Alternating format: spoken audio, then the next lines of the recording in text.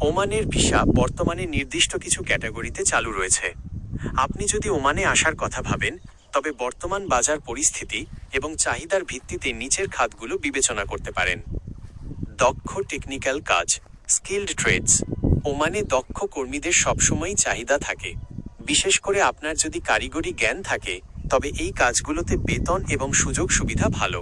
Electrician ও plumber, construction এবং maintenance সেক্টরে এই কাজের প্রচুর চাহিদা। ওয়েল্ডার ও ফ্যাব্রিকেটর, বিশেষ করে যারা লোহার বা স্টিলের স্ট্রাকচারাল কাজ জানেন। এসি টেকনিশিয়ান, মধ্যপ্রাচ্যের গরমে এসি সার্ভিসিং এবং রিপেয়ারিং একটি লাভজনক পেশা। 2.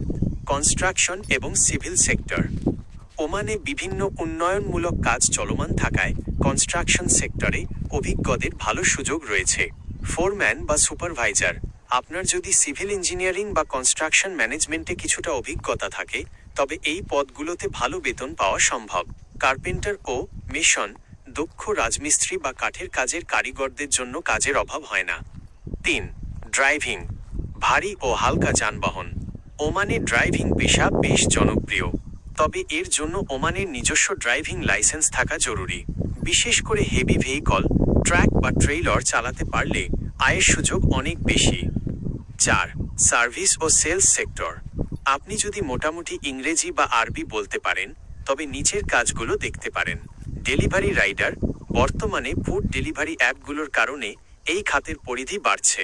সেলসম্যান, শপিং মল বা হাইপারমার্কেটগুলোতে কাজের সুযোগ থাকে। ওমানে আসার আগে কিছু জরুরি পরামর্শ। ভিসা চেক, বর্তমানে ওমান সরকার কিছু পেশার ওপর কড়াকড়ি আরোপ করেছে। তাই যে কোম্পানি থেকে ভিসা আসছে সেটি আসল কি না এবং কাজের ধরন কি তা ভালোমতো যাচাই করে নিন। দক্ষতা অর্জন, অদক্ষ শ্রমিক হিসেবে আসার চেয়ে কোনো একটি কাজে দক্ষতা অর্জন করে আসলে বেতন অনেক বেশি পাওয়া যায়। চুক্তিপত্র, আসার আগে বেতন, আবাসন এবং খাবারের সুবিধা সম্পর্কে লিখিত চুক্তি বা অফার লেটার দেখে নিশ্চিত হয়ে নিন। আপনি কি বিশেষ কোনো কাজে অভিজ্ঞ নাকি নতুন হিসেবে যেতে চাচ্ছেন?